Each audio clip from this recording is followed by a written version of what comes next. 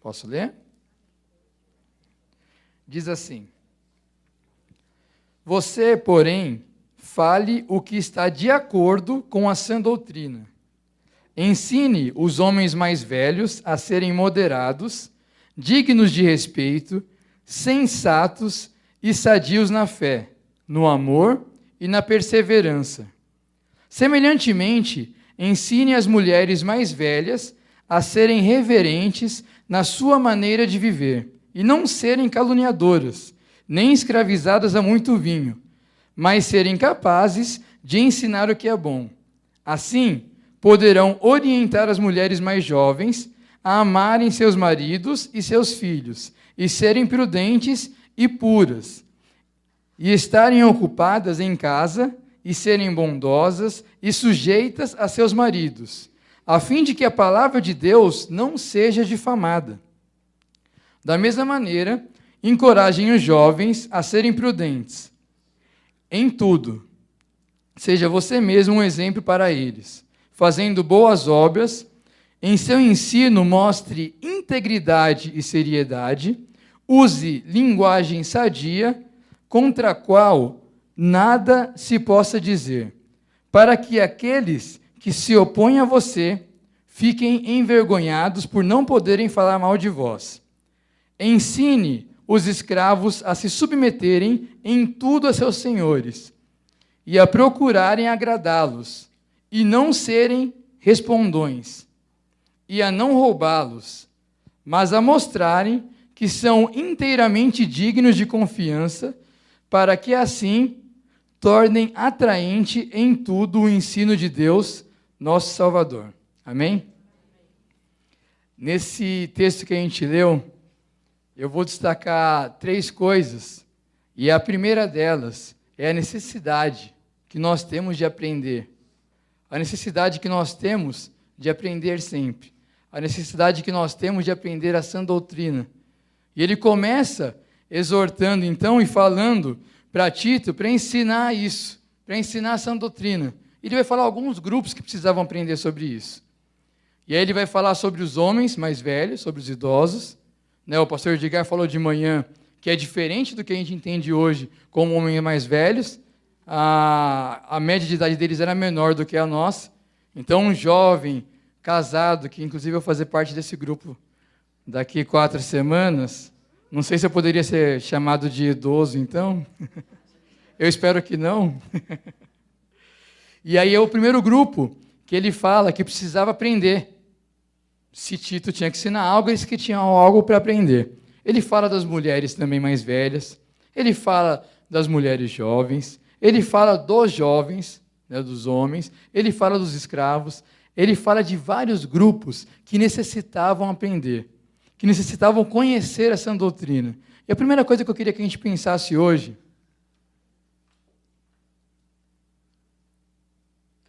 é a necessidade do estudo, do aprendizado, de conhecer mais, de aprender mais de Deus, de conhecer as sãs doutrinas, a necessidade que a gente tem de aprender. Mas me parece que, com o passar dos anos, a gente perde um pouco dessa consciência que a gente precisa aprender.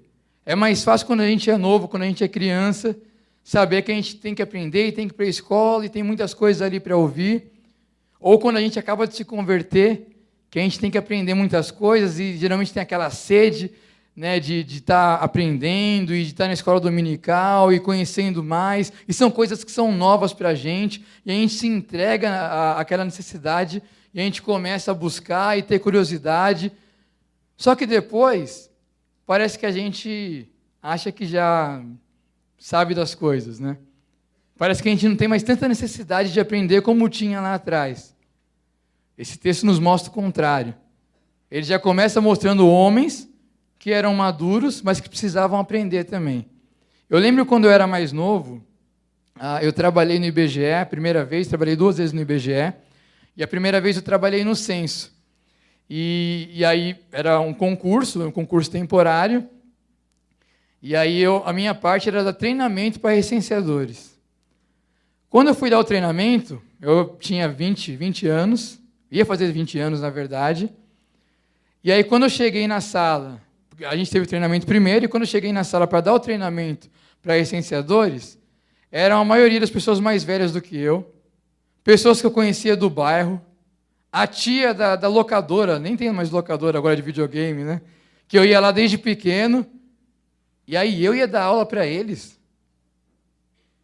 Mas eles tinham algo para aprender. Eu fiquei, né, temeroso, tremendo ali, era eu e uma outra professora, eu falei, olha, começa a dar aula, que quando eu ficar mais à vontade, aí eu vou dar aula também. E a gente tem essa coisa. Como que eu vou ensinar para alguém mais velho alguma coisa? E a pessoa que é mais velha, às vezes ela pensa também, o que eu tenho para aprender com um Cadu, por exemplo, com um palhaço novo, ou com uma criança? O que eu tenho para aprender? Mas Paulo entendia a necessidade que eles tinham de aprender. Paulo entendia que Tito também precisava continuar estudando a sã doutrina, precisava conhecer as Escrituras. Todos nós precisamos aprender mais e mais de Deus. Todos nós temos a necessidade de conhecer mais a Deus. Todos nós temos a necessidade de saber o que as Escrituras falam para a gente.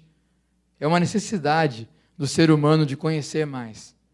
E pensando em Deus, o nosso conhecimento dele nunca vai ter fim, porque Deus é infinito. E quanto mais eu conheço de Deus, mais eu tenho para conhecer. E quanto mais eu conheço as Escrituras, mais eu tenho para conhecer. Então não adianta eu achar que eu já sei tudo.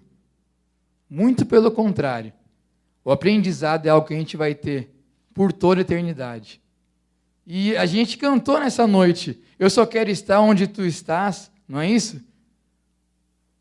Que a gente tem esse desejo realmente de estar aos pés de Cristo, aprendendo mais dele, e aprendendo para sempre, e entendendo para sempre quem ele é. Não só no começo da nossa fé isso é gostoso, mas é gostoso quando a gente pode aprender isso todos os dias. Quando a gente não perde essa alegria de estar aos pés de Cristo, aprendendo mais. E todos nós precisamos aprender em várias áreas da nossa vida. E aí ele vai falar um pouquinho sobre o que eles precisavam aprender. Mas nessa primeira parte, que eu queria que ficasse gravado, é que não importa se você é criança, adolescente, adulto, jovem adulto, idoso, todos nós temos algo a aprender. Todos nós temos a necessidade de continuar aprendendo. Todos nós precisamos conhecer o que a Bíblia nos diz sobre diversas áreas da nossa vida. Como eu posso saber? Como proceder? O que seria um casamento cristão? Como que eu vou escolher alguém? Onde Deus quer que eu sirva? E os jovens vão falar, né? Mostrou o vídeo, vai ter um estudo depois sobre a nossa missão. Como que eu posso entender, então, qual que é a minha vocação? Como eu posso entender para que eu fui criado se eu não tenho o desejo de aprender mais e mais de Deus? Se eu não tenho o desejo de me debruçar sobre as Escrituras e ver aquilo que ela diz para mim, do que eu tenho que fazer, de quem eu sou, para onde eu vou. Que a gente tenha sempre o desejo de aprender mais. Que a gente possa ser como um desses grupos que vai receber o ensino e de maneira alegre, por estar aprendendo mais de Deus. E esse aprender, a gente vai caminhando para a segunda parte agora, é mais do que um aprender teórico. Esse é um outro problema. Nossa sociedade hoje, de alguns anos para cá, ela dividiu esse conhecimento teórico do conhecimento prático. E aí, quando você fala de conhecer um assunto, é simplesmente porque você já ouviu sobre aquele assunto. Mas conhecer, aprender, vai muito mais do que você ouvir sobre um assunto. Ele está ligado a você ouvir e praticar. Para falar que eu conheço alguma coisa, eu preciso viver aquilo.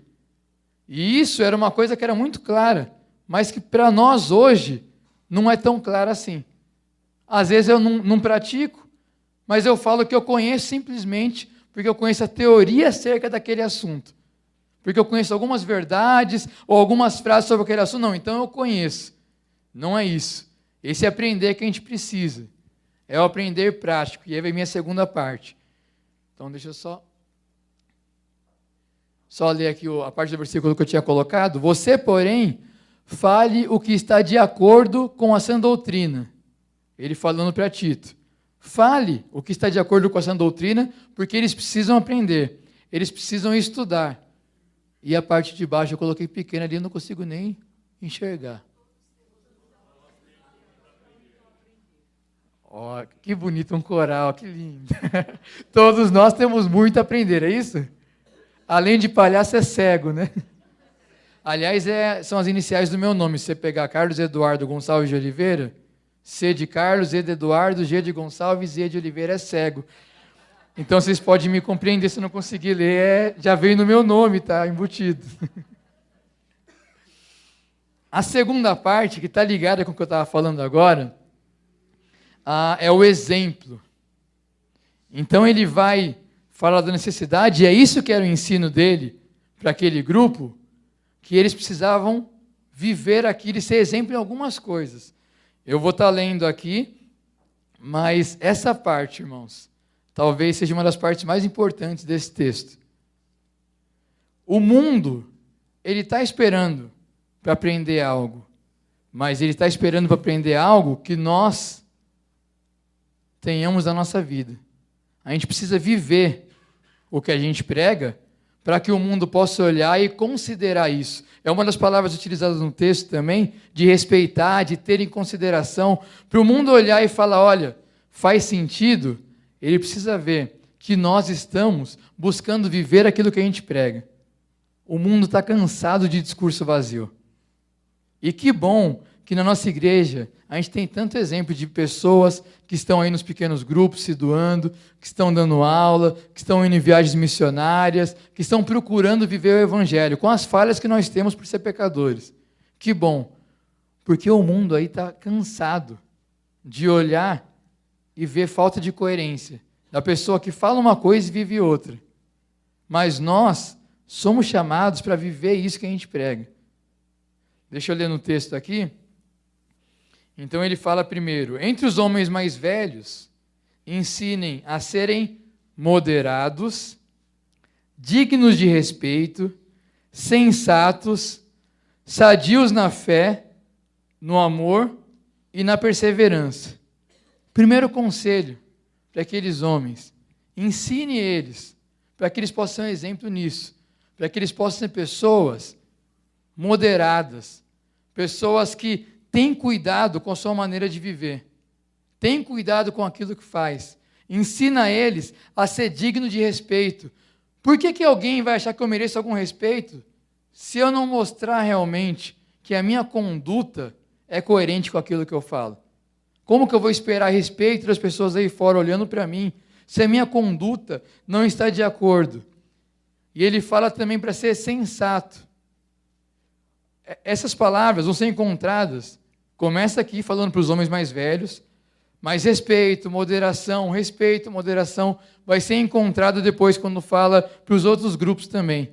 E ela é repetida de maneira proposital, porque a nossa vida, as nossas atitudes e as nossas palavras, elas têm que ser moderadas, elas têm que ser prudentes, elas têm que ser cuidadosas, elas têm que mostrar aquilo que a gente fala através do nosso discurso. Então, se eu falo do amor, a minha palavra tem que ser uma palavra amorosa quando eu falo para alguém. Se eu falo do perdão, eu tenho que agir dessa maneira. E é isso que Tito está aconselhando. Olha, fala para eles, né, não serem como o exemplo que a gente tinha lá dos cretenses, né? Pessoas preguiçosas, glutões, não. Vocês têm que viver de maneira diferente. Vocês têm que ter uma conduta diferente. Não porque essa conduta vai salvar vocês, a salvação é através da graça, mas é uma consequência de alguém que foi salvo. As pessoas aí fora estão esperando para ver em nós, buscando em nós um modelo, um padrão para ser vivido, um padrão de relacionamento. Eles estão destroçados, esperando para ver em nós o exemplo disso. Mas aí nós temos que viver o Evangelho. Nós temos que viver aquilo que a gente prega. Tem uma frase que eu gosto bastante, que ela diz o seguinte, que às vezes a nossa atitude ela fala tão alto, ela grita tão alto, que as pessoas não conseguem escutar aquilo que a gente fala. E é verdade. Às vezes, se eu falo uma coisa e minha vida mostra outra, a pessoa fala, Cadu? Dando um exemplo só, irmãos, hein, por favor. Aquele caloteiro? O Cadu? Aquele preguiçoso, talvez esse se encaixe, ou seja, eu me mudo. E aí, quando eu for falar outra coisa, eu falo, não, mas é o Cadu que está falando, e já não vai dar nem atenção. Lembra que eu falei do pastor Raul? E aí aquela pessoa que se aproximou? Foi porque começou a ver algo diferente na vida dele. Se aproximasse e visse que ele prega uma coisa, mas é totalmente diferente. Será que ele ia vir, se abrir e estar disposto a ouvir um pouco mais do Evangelho? Mas esse conselho é também porque é uma coisa que é possível da gente fazer e ser. É possível nós sermos bons exemplos. É possível, no meio de uma geração que está com os valores totalmente invertidos, a gente mostrar algo diferente. A gente mostrar que sim, nós temos pecados, nós somos falhos, mas a gente procura viver aquilo que a gente prega. É isso que eles precisam ver em nós. É isso que precisava ver naquele grupo de homens mais velhos. É isso que precisava ver no grupo das mulheres, que não fossem escravizadas a muito vinho, né, ou qualquer outro prazer que fica presa naquilo, que não ficasse de casa em casa, com fofoca. Eu sei que não tem isso por aqui, né? Eu ouvi uma risada aí que foi comprometedora, mas... Estou brincando. Era uma coisa que era comum na época. E às vezes na nossa sociedade também é. Espero que na nossa igreja não. Pelo menos, se for feito, é bem por baixo dos panos, que eu não escuto muita coisa, não. Mas, não, elas deveriam viver para aquilo que elas foram criadas. Então, elas deveriam ensinar outras mulheres mais jovens. Né? Olha a tarefa que elas tinham. E aí, depois do próximo ponto, eu vou falar um pouco sobre essa questão, porque isso tem muito a ver com o discipulado também. Ele fala para exortar as mulheres mais novas para ser bondosas, para amarem seus maridos.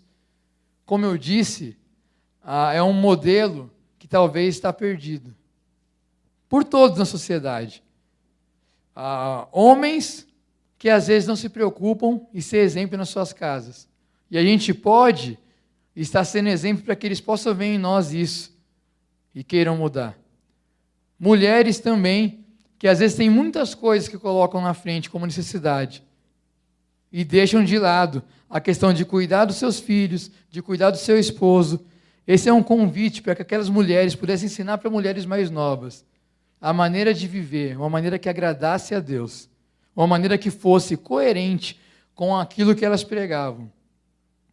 Ele fala também dos escravos, que é algo que não é tão comum na nossa cultura, praticamente não existe, mas era algo muito comum naquela época. Mas a gente pode aplicar também para qualquer relação que a gente tem de trabalho com autoridades, que todos nós temos, né, o chefe, ou o professor, alguma figura de autoridade, alguém que a gente tem que respeitar. Mesmo que você tenha um trabalho voluntário apenas, tem alguém a quem você responde, na sua empresa, na sua escola. E ele traz algumas orientações, primeiro para que eles não fossem respondões, né, de ficar reclamando e respondendo, e segundo, para que não roubassem eles. Esse pedido dele é para que eles tivessem uma conduta que fosse um exemplo, para que as pessoas pudessem olhar e falar, olha, eu não faço o que eu deveria com ele, mas mesmo assim,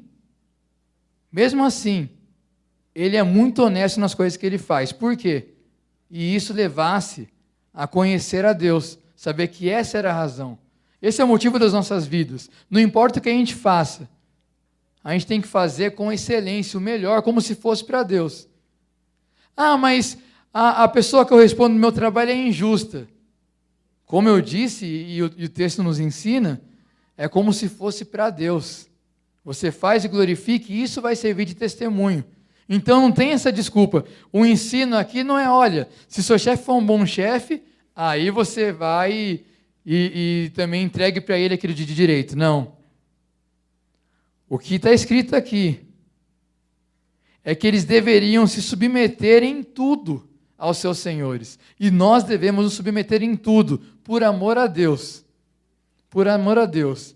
para que daí as pessoas olhem para nós e falem, olha, não tem nenhum sentido lógico dele fazer isso. Se eu estivesse no lugar dele, eu faria o contrário. Eu ia fazer só o necessário mesmo, eu ia roubar do tempo que eu tenho na empresa, mas mesmo assim, mesmo ele ganhando pouco às vezes, ou ele sendo maltratado, ele me trata bem. Por que disso? Ele não me responde.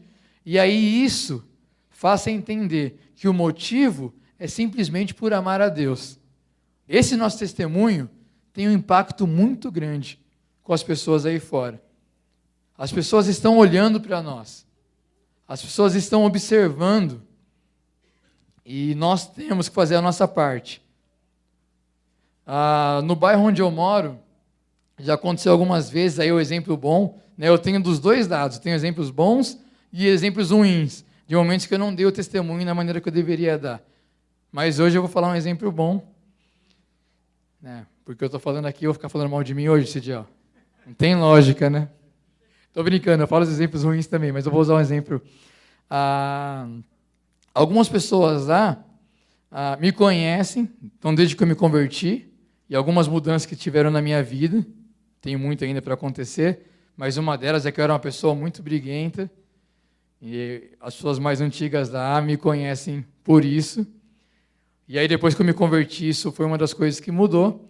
E eles acompanham também, às vezes, a viagem missionária, por exemplo, eles acompanham pelo Facebook, eles veem algumas coisas, algumas atitudes minhas. E já aconteceu, por exemplo, de eu estar chegando em casa da igreja, e aí uma vizinha minha pegar e me chamar e pedir para mim ir lá na casa dela, vem aqui orar por mim. Né? E estava ela, filha, família. Ou então de parar e falar, olha, a gente acompanha o trabalho que você faz. Ou de ver alguma situação, por exemplo, de briga, que alguém me provocou isso há anos atrás, quando eu era novo convertido ainda, mas eu não reagi, que era normal de fazer antes, e falar, nossa, como que você conseguiu ficar sem reagir? E essas coisas atraem as pessoas. Atraem as pessoas. Mas porque eu tenho algo de bom em mim? Muito pelo contrário. Porque aquilo que eu tenho de bom em mim é Cristo. Eu não tenho nada de bom em mim mesmo. Mas eles veem isso e eles enxergam essa mudança. E eles entendem que isso é por causa do meu amor a Deus. Entende a importância do nosso testemunho? Pessoas que às vezes eu nem imaginava que me chamam para entrar, para orar, para conversar, ou para comentar de algo que eu fui, que eu fiz. E aí isso me traz a oportunidade de falar do Evangelho para elas. Se eles veem um pouco de coerência na minha vida, isso me traz a oportunidade de falar do amor de Deus para elas. O contrário também é verdadeiro. Então, quando ele vem a falar, para ele ensinar isso, para que eles pudessem ser exemplo, é justamente por isso.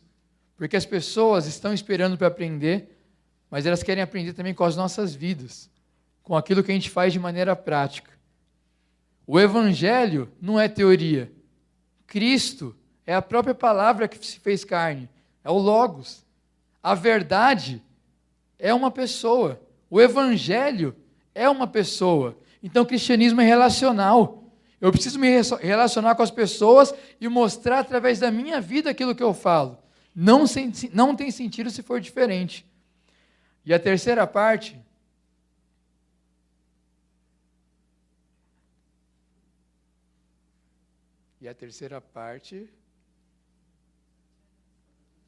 eu demorei muito, e saiu isso? Sim, eu falarei. A terceira parte é um ensino. Ensine os homens mais velhos, ensine as mulheres mais velhas, encorajem os jovens, ensine os escravos. Essa palavra ensino, encorajar, orientar, que ele fala para jovens também, ela aparece todo tempo nesse texto. Então ele fala sobre a necessidade de aprender, ele fala sobre a necessidade de ser exemplo, e ele martela várias vezes na necessidade de você ensinar outras pessoas. Aprenda, seja e ensine outras pessoas a serem. Ele fala da necessidade de Tito ensinar homens mais velhos, ensinar mulheres, como a gente falou, jovens, escravos. Nós devemos aprender sempre sobre o Evangelho, nós devemos viver e nós devemos ensinar isso. Mas aonde eu vou ensinar? Eu vou ensinar o Evangelho na minha casa, né? E agora, como eu vou casar com a minha esposa, nossa família, nosso núcleo familiar, é um dever meu estar ensinando. Depois a gente vai ensinar para os nossos filhos. A gente pode ensinar na igreja. A gente pode ensinar quando a gente faz uma viagem missionária para outros grupos. Mas nós temos a tarefa de ensinar a outras pessoas. Percebe uma coisa comigo? Que Paulo estava ensinando algo a Timóteo, falando para ele ir ensinar. E Paulo, que ensinava a Timóteo, falava para ele ensinar a outras pessoas, jovens, idosos, e preparar as pessoas para que ensinasse outras pessoas. Vocês perceberam isso? Paulo, que ensina Timóteo a ensinar outras pessoas a ensinarem outras. Isso parece muito com o modelo de discipulado. Isso parece muito com aquilo que a gente pode fazer através dos pequenos grupos, quando a gente está mais próximo das pessoas. Você ensina alguém, e você ensina para que essa pessoa possa ensinar a outra, e mais do que isso, para que ela possa preparar a pessoa para ensinar outra pessoa. Então são níveis de maturidade, é isso que ele fala nesse texto de Tito. É isso que ele está aconselhando, exortando a Tito. Então, primeiro, Tito aprendeu, depois ele se tornou um professor, não é isso? Ele vai e ensina. Depois de aprender e de ser professor, ele vai preparar uma outra pessoa. Então ele aprendeu, ele ensinou, ele preparou um outro professor, mas tem um quarto passo. Além de aprender, ensinar e de preparar um professor, ele vai preparar um professor de professores, um mestre de mestres. E ele fala aqui para as mulheres, deixa eu pegar a parte do texto.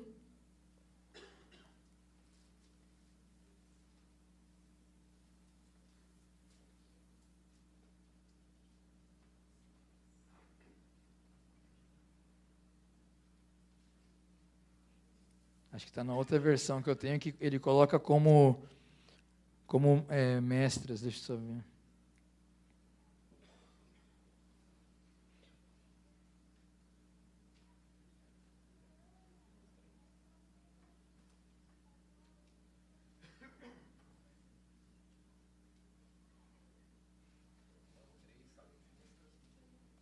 Isso, mestres do bem, isso mesmo. Ainda bem que tem um pastor São Paulino para me salvar aqui. Mestras do bem. Isso é importante, irmãos, porque primeiro que às vezes a gente perde esse desejo de aprender, né? Já perde do primeiro passo. Às vezes não, a gente vai e a gente ensina outra pessoa. E a gente até ensina a outra pessoa que tem que falar do amor de Deus também e preparar. Mas o ideal é que eu prepare alguém não só para ensinar outra pessoa, mas para preparar professores também. Né? Esse é um trabalho de discipulado. Você preparar pessoas capacitadas não só para ensinar, mas para preparar outros mestres. Essa era um ensinamento muito importante ali de Paulo para Tito. E aí os 3 pontos que a gente colocou. Já caminhando para o final. Então, estudo, exemplo e ensino. Aprenda. Não se canse de aprender. Como cristão, você tem que aprender sempre. Como cristão, você tem que conhecer cada vez mais a Deus. Segundo, seja aquilo que você prega. Ensine com o seu exemplo. Né? Estudo e exemplo. Para que o mundo possa ver coerência naquilo que você fala. Para que o mundo possa ver diferença.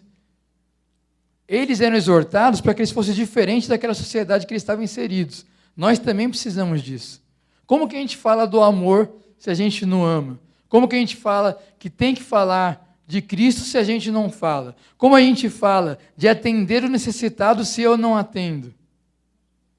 Como que eu posso ter um discurso que está divorciado, separado da minha prática? E a terceira coisa, ensine aquilo que você aprendeu e aquilo que você está vivendo, ou está procurando viver, ensine a outras pessoas, prepare outras pessoas, capacite outras pessoas. Não é isso que a gente procura fazer nos pequenos grupos? Não é isso que a gente procura fazer no nosso ambiente familiar? Então, vocês todos que estão aqui nessa noite, têm esse privilégio de poder participar desse processo, de poder ensinar outras pessoas, de poder continuar aprendendo de Cristo, de poder viver esse evangelho que faz tanta diferença para pessoas aí fora. E eu vou finalizar. Tem 2 minutos? 5? Olha, o pastor está generoso hoje. Deve ter ensinado sobre generosidade e está vivendo também. Que coisa linda. Eu vou terminar com 2 histórias rápidas que mostram isso. Da questão do ensino, e a gente não tem controle do que esse ensino vai fazer, porque, na verdade, a gente tem essa obrigação de pregar, de ensinar. O resultado disso não é obrigação nossa, é de Deus. O resultado disso é Deus que faz, não somos nós. E aí, uma dessas histórias eu ouvi nessa viagem do pastor Raul Nogueira, uma delas. Ele tem a sogra dele, e ele evangelizou ela por muito tempo. E quem conhece o pastor Raul Nogueira sabe que é uma pessoa que tem o dom do evangelismo, né? Onde ele chega e está falando do amor de Deus, e muitas pessoas se convertem. Todos nós temos o chamado para evangelizar, mas algumas pessoas têm essa facilidade maior, e ele é uma pessoa assim. Mas a sogra dele, ele pregava, e ela nunca tinha aceitado a Cristo. Como eu disse, a nossa tarefa é pregar, não é convencer, é o Espírito Santo que convence, não é a nossa parte. Mas aí um dia, ela chegou em casa, e aí ela foi contar que ela tinha se convertido. E aí ele foi perguntar como. E ela falou que ela estava no hospital, e aí uma pessoa falou de Jesus para ela lá, e ela se converteu. E aí ele foi nesse hospital curioso para saber. E aí quando ele chegou no hospital, ele conversou e falou, olha, tem uma moça que vem aqui, ela trabalha com capelania, então ela vem, ela canta, ela ora e ela conversa com as pessoas aqui. Toda semana ela está aqui. Se você vier aqui, hoje não é o dia, mas se você vier no dia que ela está aqui, geralmente você consegue conversar com ela. E ele foi. Aí quando ele chegou lá, falou, olha, o rapaz falou, ela está aqui, no outro andar eu vou chamar. E aí ele foi conhecer. Sabe quem era aquela moça? Era uma menina que ele tinha evangelizado a família. Aquela menina, criança, aceitou a Cristo. Ela cresceu, foi trabalhar com capelania, e ela foi o instrumento utilizado por Deus para falar do amor de Deus para a sogra dele. A gente não tem controle sobre isso, irmãos. Ensina outras pessoas que vão ensinar as outras. E olha só, num hospital também, uma história.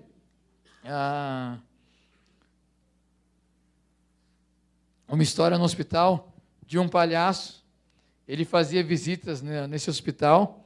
E aí no quarto que ele entrava, nesse quarto tinha 2 pessoas ali sempre. E um deles, primeira vez que ele entrou, cobriu a cabeça, eu não quero saber desse negócio de palhaço. Cobriu a cabeça. E o outro interagiu com ele, brincou. E ele voltava semana após semana, o outro com a cabeça coberta. E ele interagia com o outro. Até que um dia ele chegou no hospital, e quando ele passou, falou, não vou nem falar com esse aí, não quer saber de mim, né? Passou direto, e a outra cama estava vazia. E aí quem trabalha no contexto de hospital sabe o que isso geralmente representa, né? E realmente era aquilo, tinha falecido. E aí ele saiu do quarto voltando. Quando ele foi sair, o rapaz da outra cama, ele pega e chama ele, né? E aí, vem cá. O que esse cara quer comigo agora? E ele vai lá. Aí ele falou, você veio procurar o fulano, né? Mas ele faleceu. Eu percebi. Então, mas eu queria te falar outra coisa. Você vem sempre aqui, e todas as vezes que você vem, eu não te recebo direito, me cubro, tal, mas é porque eu fiquei sem graça a primeira vez, depois eu não sabia como desfazer isso, mas a única visita que eu tenho é a sua. Semana após semana eu aguardo você vir visitar, e às vezes que você estava brincando com outra pessoa, eu estava aqui rindo também. Você não imagina a importância disso. E aí ele se emocionou. Eu não sei se esse palhaço era cristão, e ele se emocionou, e a gente tem uma coisa com a gente. Você está fazendo trabalho de palhaço, você procura não chorar na frente da pessoa. Então ele pediu licença e foi no banheiro, né, emocionado, chorou e voltou, alguns minutos depois. Quando ele volta, já não estava mais outro rapaz também. Tinha acabado de falecer. Foi os últimos minutos dele. E ele dividiu aquilo. Só que para nós, irmãos, muitas vezes a gente não vai ter esse último minuto para saber, a gente não sabe o que Deus vai fazer através da nossa vida. Mas não importa. O importante é a gente fazer. Independente eu não preciso ver o resultado daquilo. Não sou eu que faço, é Deus através da minha vida. Então eu não tenho que me preocupar. Algumas vezes, por misericórdia, Ele permite que eu veja. Mas nem sempre. Em janeiro eu estive no Uruguai, e aí eu vou encerrar, e o pastor que estava lá no Uruguai era fruto do trabalho do missionário que estava lá agora. Esse missionário esteve lá há quase 20 anos atrás, ficou por um tempo, evangelizou uma família, e dessa família um menino cresceu e veio para o Brasil para estudar, se preparar e voltar lá para ser pastor. E aí esse missionário agora, ele voltou depois desse tempo no Uruguai, ficou no Brasil por mais de 15 anos e voltou para lá. Quando ele volta lá, ele tem essa notícia daquele menino que era uma criança e que cresceu e que estava ensinando outras pessoas. Todos nós somos chamados para isso, para glorificar a Deus, edificando vida e ensinando pessoas que estão conosco na igreja e falando dessa doutrina para aqueles que não conhecem, evangelizando também. Todos nós temos que sempre aprender, todos nós temos que ser exemplo e viver com a nossa vida, e todos nós temos que ensinar.